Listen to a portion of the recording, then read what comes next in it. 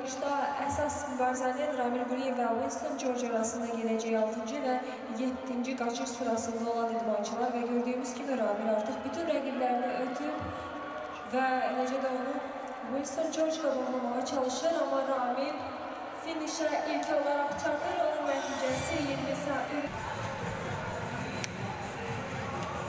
Kaç oldu?